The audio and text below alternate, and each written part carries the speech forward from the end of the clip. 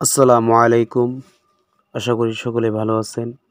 আজকে কুরআন এবং হাদিস থেকে কিছু কথা বলবো। রাসূল সাল্লাল্লাহু আলাইহি ওয়াসাল্লাম বলেছেন, মৃত্যুর পর যাদের মাথা পাথর দিয়ে ভাঙা হবে, যারা ফজর নামাজ না পড়েই ঘুমিয়েছিল এবং যারা কুরআন গ্রহণ করে ছেড়ে দিয়েছে। বুখারী ৭০৭৪।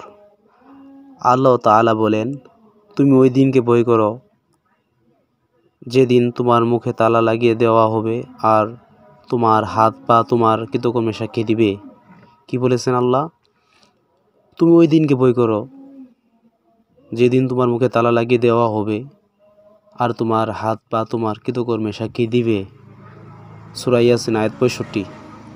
আল্লাহ তাআলা বলেন, আমি ইচ্ছা করলে সবাইকে হেদায়েত দান করতে পারতাম, কিন্তু আমার ওই কথা অবশ্যই সত্য যে আমি মানুষ এবং জিন দ্বারা জাহান্নাম পূর্ণ করব।